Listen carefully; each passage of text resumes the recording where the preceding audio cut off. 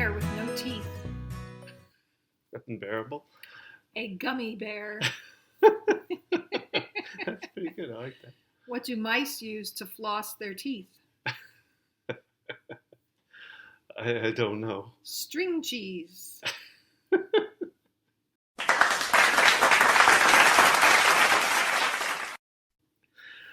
Hello, this is Gina. And this is Don with another Tuesday Tips for you.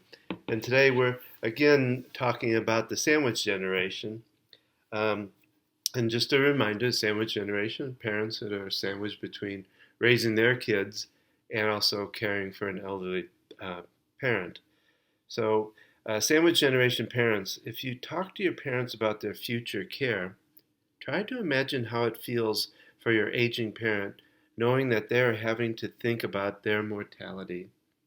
Then let them talk and really listen to their thoughts and feelings. I did a presentation one time talking about sandwich generation, and I started out by asking the group to think about the day you got your driver's license and how exciting that was. I remember mine. I took the test on my birthday, got my driver's license on my birthday, and I would go anywhere. Oh, they were out of milk. Oh, I'll go get it. And it was just an exciting time. And for my parents, I'm sure it was very worrisome time. But and then I said, okay, think about that joy. Now think about having to reverse that and take the keys away, and how that would feel. And that's kind of what I'm talking about in this thing about listening, because I can only imagine what that feels like to knowing that you're going towards the more end of your life, and things may not be going as well for you physically or emotionally for that matter. So letting them get those feelings out and express them if they can, I think is very important. And even being able to find questions that will help them to be able to express their feelings too. Because a lot of times people have a tough time really expressing their feelings. They bottle them up all their life or something. And it might come out really messy if they start sharing and realizing, okay, just like with a child, I'll be here and be supportive.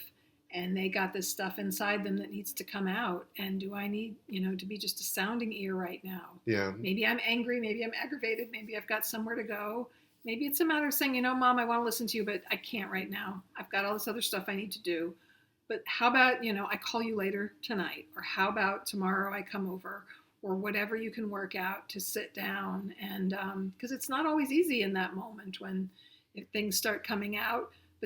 And what does it mean to really listen? We talk about this when we do our workshops based on how to talk so kids will listen, and listen so kids will talk. Yet the same principles apply to any conversation. To really feel heard, the other person needs to be an active listener. So it doesn't mean you just stare quietly into space. It means you acknowledge that they're speaking. Make some kind of noise. I hear you. Oh, wow. Yeah. Acknowledging with the word so that you know that you're paying attention. And you really have to kind of put your own feelings in check and set those aside. Yeah. Think about a young toddler throwing a tantrum and realizing they're mad because their sandwich was cut wrong. To them, that's a really big deal. And to us, it's not. Yet we can be supportive and let them let their feelings out to be able to move on. And so we can do this, with a parent as well. Mm-hmm. And it's particularly challenging because you've got the whole dynamic of that relationship, whatever kind of relationship you've had with this parent or this person that you're now turning around and wanting to, be in the position of helping to care for them. Or, like in my situation, I'm helping my mom care for my dad. We have the whole history behind us of what that looked like. And that makes a difference in how things play out. And I see this working in the geriatric population and family members that come in. And there's such a variety of different ways that people handle things. And I can only imagine it reflects on how their parents parented them. Does it mean it has to be that way and that there can't be change, that there can't be someone who says, you know what, I want to do it this differently. I don't want to just be screaming and yelling at each other or just ignoring or shutting down. Well, and just remember there may be anger on either side of that. You may be angry because of all you've had to do, or that you've had to start taking your time to care for your parent, and they may be angry because of the situation they're in. So it's important to really listen, and that's a skill that we all need to learn for our kids as well as for adults and aging parents. I work in a nursing home on the weekends, and so it's a short-term rehab, and we get a lot of people come in from the hospital that leave the hospital on a Friday or Saturday, and it's the worst time to go to rehab because you don't have the administrative staff there. You have far fewer people to help with the admitting process. And there was a period of time, and I just spent so much time listening to people because they had this experience often at the hospital or with their usually I see them the day after they get there. And sometimes they just need to be able to vent about what happened and have someone who's going to pay attention and to be like, oh, wow, that really sucks. I'm sorry that happened. How can I support you now? These are the people you can talk to if you're having issues, and just being an advocate for them and giving them that ear to be able to talk to somebody. This was so essential during COVID when people couldn't have visitors. People went in the hospital, they went to nursing home for rehab. There were no visitors allowed.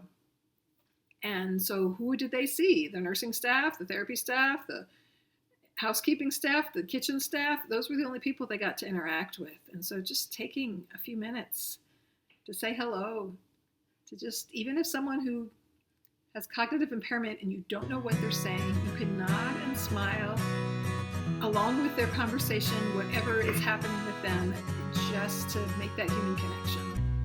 How powerful that can be. So much to think about here. That's our tip for today. Love to hear from you. Join us on our full-length podcast on Thursday. Share this with a friend. And remember, how you speak to your children today shapes their future and yours.